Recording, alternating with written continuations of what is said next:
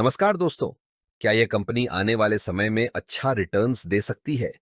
कहीं कंपनी पर कोई बड़ा कर्ज तो नहीं रहा हुआ? क्या कंपनी नुकसान में तो नहीं चल रही?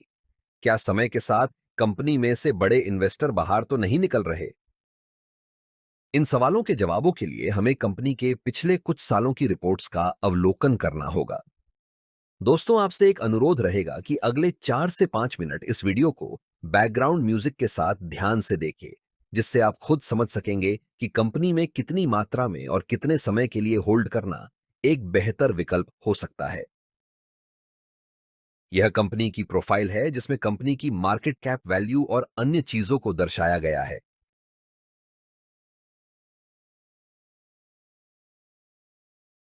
कंपनी के स्टॉक की वैल्यू में होने वाले बदलाव को ग्राफ के माध्यम से देख सकते हैं और इससे अंदाजा लगाया जा सकता है कि कंपनी के स्टॉक वैल्यू में कितना फेरफार हुआ है।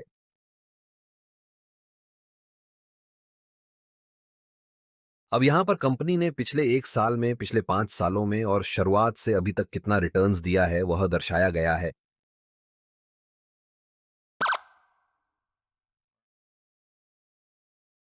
दोस्तों, अब हम कंपनी की फाइनेंशियल रिपोर्ट को देख लेते हैं कि कंपनी कितना रेवेन्यू और प्रॉफिट बना पा रही है। क्योंकि कंपनी को आगे बढ़ने के लिए अच्छा प्रॉफिट बनाना भी जरूरी होता है, तो नीचे की रिपोर्ट पर ध्यान दे।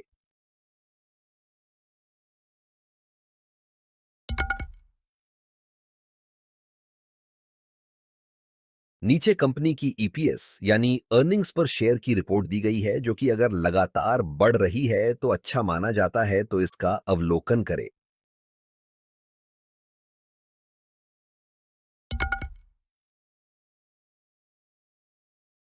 नीचे कंपनी की डीपीएस यानी डिविडेंड पे आउट रेशियो को दर्शाया गया है।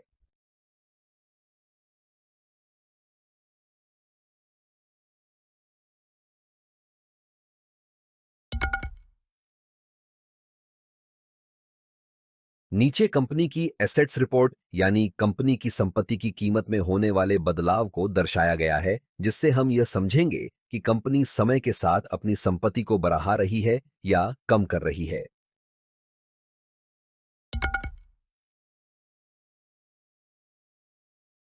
नीचे कंपनी की कैपिटल एक्सपेंडिचर्स की रिपोर्ट को दर्शाया गया है, जो अगर समय के साथ बढ़ता है तो यह कंपनी की ग्रोथ के लिए अच्छा माना जाता है।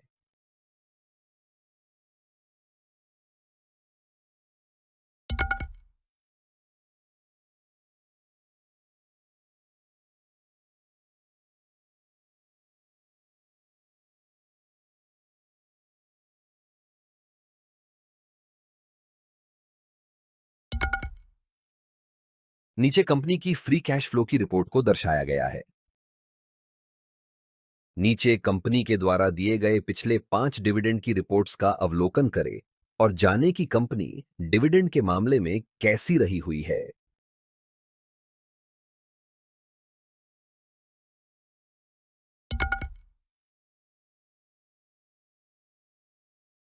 अब हम कंपनी पर रहे हुए उधार या कर्ज को देखेंगे, जो कि नीचे दर्शाया गया है।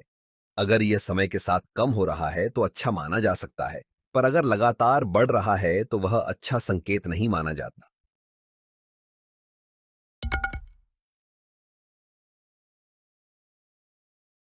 नीचे कंपनी के पास रहे हुए स्टॉक की मात्रा को देखा जा सकते हैं और उसके साथ साथ यह भी देखना जरूरी है कि कहीं कंपनी ने अपने स्टॉक को गिरवी तो नहीं रखा हुआ। अगर रखा भी है तो कितनी मात्रा में रखा गया है। कंपनी में म्यूचुअल फंड्स के द्वारा की गई होल्डिंग को नीचे दर्शाया गया है।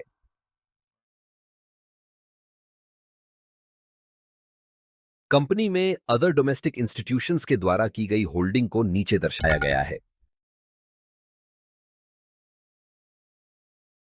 कंपनी में फॉरेन इंस्टीट्यूशंस के द्वारा की गई होल्डिंग को नीचे दर्शाया गया है।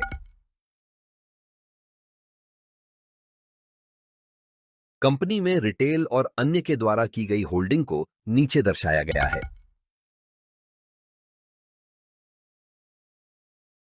पिछली रिपोर्ट्स के अनुसार कंपनी में बड़े इन्वेस्टर्स कितनी मात्रा में रहे हुए हैं, उसके हिसाब से यहां हम रेटिंग देंगे।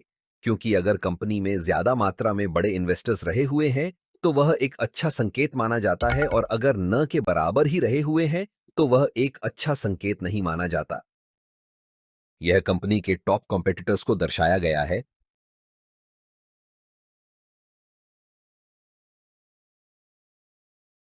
कंपनी में कुछ पॉपुलर प्लेटफॉर्म के द्वारा बताए गए रिस्क को नीचे दर्शाया गया है।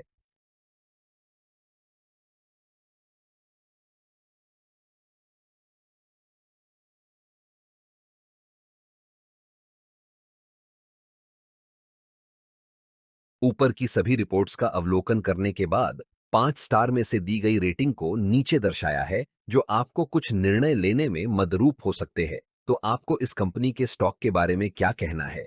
हमें कमेंट जरूर करें।